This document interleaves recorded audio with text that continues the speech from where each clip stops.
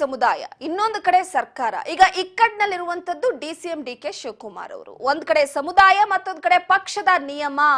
ಬಹಿರಂಗವಾಗಿ ವಿರೋಧಿಸೋದಕ್ಕೂ ಕೂಡ ಆಗದೆ, ಒಂದ್ ಕಡೆ ಈ ವಿಚಾರಕ್ಕೆ ಸಂಬಂಧಪಟ್ಟಂತೆ ಧ್ವನಿ ಎತ್ತೋದಕ್ಕೂ ಕೂಡ ಆಗದೆ ಡಿಕೆ ಶಿವಕುಮಾರ್ ಅವರು ವಿಲವಿಲ ಅಂತ ಒದ್ದಾಡ್ತಿದ್ದಾರೆ. ಸಮುದಾಯವನ್ನು ಬಿಟ್ಕೊಳ್ಳೋದಕ್ಕಾಗಲ್ಲ, ಪಕ್ಷವನ್ನ ಬಿಟ್ಕೊಡೋದಕ್ಕೂ ಕೂಡ ಆಗಲ್ಲ. ಒಂದ್ ಕಡೆ ಸಮುದಾಯನೂ ಬೇಕು, ಮತ್ತೊಂದ್ ಕಡೆ ಪಕ್ಷನೂ ಬೇಕು. ಬಹಿರಂಗವಾಗಿ ವಿರೋಧಿಸಕ್ಕೂ ಆಗ್ತಿಲ್ಲ, ಆಂತರಿಕವಾಗಿ ಇಟ್ಕೊಳ್ಳೋದಕ್ಕೂ ಆಗ್ತಿಲ್ಲ. ವಿಲವಿಲ ಅಂತ ಒದ್ದಾಡೋ ರೀತಿ ಸ್ಥಿತಿ ಬಂದೋದಾಗಿದೆ ಡಿಕೆ ಶಿವಕುಮಾರ್ ಅವರಿಗೆ. ಒಕ್ಕಲಿಗ ಶಾಸಕರು ಸಚಿವರ ಸಭೆಯಲ್ಲಿ ಪರ ವಿರೋಧ ವ್ಯಕ್ತವಾಗ್ತಾ ಇದೆ. ಒಕ್ಕಲಿಗ ಹಾಗೂ ಲಿಂಗಾಯತ ಸಮುದಾಯಗಳು ನಿಗಿ ಕೆಂಡುವಾಗ್ಬಿಟ್ಟಿವೆ. ರಾಜ್ ನ್ಯೂಸ್ ನಲ್ಲಿ ಒಕ್ಕಲಿಗರ ಸಭೆಯ ಇನ್ಸೈಡ್ ಸ್ಟೋರಿ ಇದು. ಏನಾಯ್ತು? ಒಕ್ಕಲಿಗರ ಸಭೆಯಲ್ಲಿ ಯಾವ ರೀತಿಯಾಗಿ ಚರ್ಚೆ ಮಾಡಲಾಯಿತು, ಯಾವೆಲ್ಲ ವಿಚಾರಗಳ ಗಮನ ಹರಿಸಲಾಯಿತು. ಒಂದು ಕಡೆ ಸಮುದಾಯ ಇದೆ, ಸರ್ಕಾರ ಇದೆ, ಯಾವ ಪರ ಹೋಗ್ಬೇಕು ಡಿಕೆ ಶಿವಕುಮಾರ್ ಅವರು? ಸೊ ಸದ್ಯದ ಮಟ್ಟಿಗೆ ಈಗ ಈ ವಿಚಾರಕ್ಕೆ ಸಂಬಂಧಪಟ್ಟಂತೆ ಮಾತನಾಡ್ತಾ ಹೋಗೋದಾದ್ರೆ, ಡಿಕೆ ಶಿವಕುಮಾರ್ ಅವರು ಒಕ್ಕಲಿಗ ಸಮುದಾಯದ ಪ್ರಬಲ ನಾಯಕ. ಅದರ ಜೊತೆಗೆ ಈಗ ನೆಕ್ಸ್ಟ್ ಸಿಎಂ ಅನ್ನುವಂತಹ ವಿಚಾರಕ್ಕೆ ಸಂಬಂಧಪಟ್ಟಂತೆ ಮೊದಲ ಹೆಸರು ಬರುವಂತದ್ದೇ ಡಿಕೆ ಶಿವಕುಮಾರ್ ಅವರು. ಪಕ್ಷಕ್ಕೂ ಪಕ್ಷದ ವಿರುದ್ಧವಾಗಿ ಪಕ್ಷದ ನಿಯಮವನ್ನ ಗಾಳಿಗೆ ತೂರಿ ಮಾತನಾಡೋದಕ್ಕಾಗಲ್ಲ. ಸರ್ಕಾರ ತರುವಂತಹ ಎಲ್ಲಾ ಯೋಜನೆಗಳನ್ನ, ಸರ್ಕಾರ ಅನುಷ್ಠಾನ ಮಾಡುವಂತಹ ಎಲ್ಲಾ ವಿಚಾರಗಳನ್ನ, ಮಸೂದೆಗಳನ್ನ ಅದನ್ನ ಡಿಸಿಎಂ ಅವರು ಒಪ್ಕೊಳ್ಳೇಬೇಕಾಗತ್ತೆ. ಕೆಲವೊಂದಿಷ್ಟು ವಿಚಾರಕ್ಕೆ ಸಂಬಂಧಪಟ್ಟಂತೆ ಗಮನಿಸೋದೇನಪ್ಪಾ ಅಂದ್ರೆ, ಮಹತ್ವದ ಸಭೆಯಲ್ಲಿ ಜಾತಿ ಗಣತಿಯನ್ನ ಕಾಂಗ್ರೆಸ್ಸಿಗರೇ ವಿರೋಧಿಸ್ತಾ ಇದ್ದಾರೆ. ಕಾಂಗ್ರೆಸ್ಸಿಗರಲ್ಲೇ ಅಪಸ್ವರ ಕೇಳಿ ಬರ್ತಾ ಇದೆ. ಮಹತ್ವದ ಸಭೆಯಲ್ಲಿ ಕೆಲವೊಂದಿಷ್ಟು ವಿಚಾರವಾಗಿ ಪರ ವಿರೋಧ ಬರ್ತಾ ಇದೆ. ಹತ್ತಾರು ಅನುಮಾನ ಡಿಸಿಎಂ ಡಿಕೆ ಶಿವಕುಮಾರ್ ಅವರ ಮುಂದೆ ಡಿಮ್ಯಾಂಡ್ ಇಡಲಾಗಿದೆ.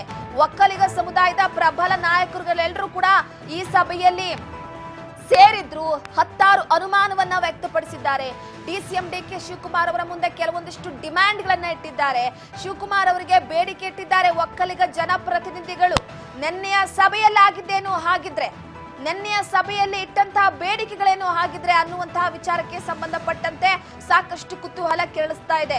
ಯಾಕಂದ್ರೆ ಜಾತಿ ಗಣತಿ ಅನ್ನುವಂಥದ್ದು ಅಷ್ಟು ಈಸಿಯಾಗಿ ತೆಗೆದುಕೊಳ್ಳೋದಕ್ಕೆ ಸಾಧ್ಯ ಇಲ್ಲ. ಬ್ರಿಟಿಷರ ಅಧಿಕಾರದ ಅವಧಿಯ ಸಂದರ್ಭದಲ್ಲಿ ಏನು ಆಳ್ವಿಕೆ ಮಾಡ್ತಿದ್ರು ನಮ್ಮ ಭಾರತ ದೇಶದಲ್ಲಿ ಬೀಡು ಬಿಟ್ಟಂತಹ ಸಂದರ್ಭದಲ್ಲಿ ಜಾತಿ ಗಣತಿ ಅನ್ನುವಂತಹ ವಿಚಾರವಾಗಿ ಆಗ ಮಾಡಿದ್ದು. ಈಗ ಸ್ವತಂತ್ರ ನಂತರ, ಸ್ವತಂತ್ರ ಪೂರ್ವದ ವಿಚಾರವಾಗಿ ನಾವು ಮಾತನಾಡಬೇಕು ಅಂದ್ರೆ ಸ್ವತಂತ್ರ ನಂತರ ಜಾತಿ ಗಣತಿಯಾಗಿ ಮಾಡೋದಕ್ಕೆ ಹೋಗಿರ್ಲಿಲ್ಲ. ಯಾಕಂದ್ರೆ ನಾವೆಲ್ಲರೂ ಒಂದೇ ಜಾತಿ ಅನ್ನುವಂತಹ ವಿಚಾರವನ್ನ ತಂದು ಇಲ್ಲಿ ದೇಶವನ್ನ ಒಡೆಯೋದು ಬೇಡ ಅಂತ ಆಗಿನ ಪ್ರಧಾನ ಮಂತ್ರಿ ಆಗಿದ್ದಂತಹ ನೆಹರು ಅವರಾಗಿರ್ಬೋದು, ಅದಾದ ನಂತರವಾಗಿ ಇಂದಿರಾ ಗಾಂಧಿ ಅವರಾಗಿರ್ಬೋದು, ಸಾಕಷ್ಟು ಜನ ಈ ವಿಚಾರಕ್ಕೆ ಸಂಬಂಧಪಟ್ಟಂತೆ ಈ ಜಾತಿ ಗಣತಿಯನ್ನ ಇಟ್ಟು ಜಾತಿ ಅನ್ನುವಂತಹ ವಿಷ ಬೀಜವನ್ನ ಬಿತ್ತೋದು ಬೇಡ ಅಂತ. ಆದ್ರೆ ಈಗ ಜಾತಿ ಗಣತಿ ಅನ್ನುವಂಥದ್ದು ಒಂದು ವೋಟ್ ಬ್ಯಾಂಕಿಂಗ್ ಆಗಿದೆ. ಸೊ ಈ ಹಿನ್ನೆಲೆಯಲ್ಲಿ ಒಕ್ಕಲಿಗರ ವಾದ ಏನಿದೆ, ಜಾತಿ ಗಣತಿ ವಿಚಾರಕ್ಕೆ ಸಂಬಂಧಪಟ್ಟಂತೆ ಯಾಕೆ ಈ ಜ್ವಾಲೆ ಸಿಡಿದೇಳ್ತಾ ಇದೆ ಅನ್ನುವ ವಿಚಾರಕ್ಕೆ ಸಂಬಂಧಪಟ್ಟಂತೆ ಗಮನಿಸಬೇಕಾಗುತ್ತೆ ಇಲ್ಲಿ. ಯಾಕಂದ್ರೆ ಗಣತಿಯಲ್ಲಿ ಒಕ್ಕಲಿಗ ಸಮುದಾಯದ ಅಂಕಿ ಸರಿ ಇಲ್ಲ.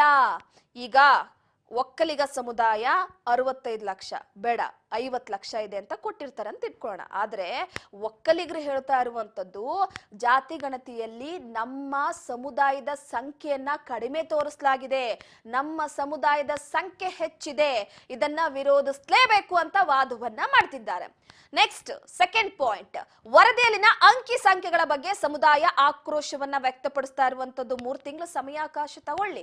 3 ತಿಂಗಳಲ್ಲಿ ಈ ಸಮುದಾಯದ ವಿಚಾರಕ್ಕೆ ಸಂಬಂಧಪಟ್ಟಂತೆ ನೀವು ಹೋಗಿ ಮಾತಾಡಿ. 3 ತಿಂಗಳಲ್ಲಿ ಹೊಸದಾಗಿ ಜಾತಿ ಗಣತಿ ಮಾಡ್ಲಿ, ಆಗ ಗೊತ್ತಾಗುತ್ತೆ ಡಿಫರೆನ್ಸ್ ಅನ್ನುವಂತ ವಿಚಾರ. ನೆಕ್ಸ್ಟ್ ಥರ್ಡ್ ಪಾಯಿಂಟ್, ಸಮಾಜಕ್ಕೆ ಆದಂತ ಅನ್ಯಾಯದ ಬಗ್ಗೆ ಸಿಎಂ ಅವರಿಗೆ ಮನವರಿಕೆ ಮಾಡಿಕೊಡಬೇಕು. ಶೈಕ್ಷಣಿಕವಾಗಿ, ಸಾಮಾಜಿಕವಾಗಿ, ಆರ್ಥಿಕದ ಅಡಿಯಲ್ಲಿ ಜಾತಿ ಗಣತಿಯನ್ನ ಮಾಡ್ತಾರಲ್ಲ, ಇದು ಸಮಾಜಕ್ಕೆ ಅನ್ಯಾಯ ಮಾಡಲಾಗಿದೆ. ಅಂಕಿ ಸಂಖ್ಯೆಯನ್ನ ಕಡಿಮೆ ತೋರಿಸ್ಬಿಟ್ಟು ಬೇಕು ಅಂತಲ್ಲ, ಕೇವಲ ಒಂದು ಸಮುದಾಯವನ್ನ ನೀವು ತೋರ್ಪಡಿಸುವ ವಿಚಾರಕ್ಕೆ ಸಂಬಂಧಪಟ್ಟಂತೆ ಉಳಿದಂತಹ ರಾಜ್ಯದ ಕೆಲವೊಂದಿಷ್ಟು ಸಮುದಾಯಕ್ಕೆ ಅನ್ಯಾಯ ಮಾಡ್ತಾ ಇದ್ದೀರಾ ಅನ್ನುವ ವಿಚಾರಕ್ಕೆ ಸಂಬಂಧಪಟ್ಟಂತೆ ಸಿಎಂ ಅವರಿಗೆ ಮನವರಿಕೆ ಮಾಡ್ಕೊಡ್ಬೇಕು ನೀವು ಅಂತ ಡಿಸಿಎಂ ಮುಂದೆ ಈ ಒಂದು ವಾದ ಇಟ್ಟಿದ್ದಾರೆ. ಅದಾದ್ಮೇಲೆ ಫೋರ್ತ್ ಪಾಯಿಂಟ್, ಸಮುದಾಯದ ಜನಸಂಖ್ಯೆ ನಿಖರವಾಗಿ ದಾಖಲಿಸೋದಕ್ಕೆ ವ್ಯವಸ್ಥೆ ಮಾಡಿ. ಎಷ್ಟಿದೆ ಒಕ್ಕಲಿಗ ಸಮುದಾಯ ರಾಜ್ಯದಲ್ಲಿ ಎಷ್ಟು ಸಂಖ್ಯೆಯಲ್ಲಿದೆ ಅನ್ನುವಂಥದ್ದನ್ನ ದಾಖಲಿಸುವ ವ್ಯವಸ್ಥೆಯನ್ನ ಮಾಡಿ. ಇನ್ನ ಫಿಫ್ತ್ ಒನ್, ಇದಕ್ಕಾಗಿ ಸಿಎಂ ಸಿದ್ದರಾಮಯ್ಯನವರಿಗೆ ಒತ್ತಾಯಿಸಬೇಕು ನೀವು ಅಂತ ಹಲವರಿಂದ ಸಲಹೆಯನ್ನ ಕೊಡಲಾಗಿದೆ ಡಿಕೆ ಶಿವಕುಮಾರ್ ಅವರಿಗೆ. ಅದಾದ ನಂತರವಾಗಿ 6th ಒಂದು ಸಮಿತಿ ಮಾಡಿ 3 ತಿಂಗಳುಗಳ ಕಾಲ ಕಾಲಾವಕಾಶವನ್ನ ಕೊಡಿ.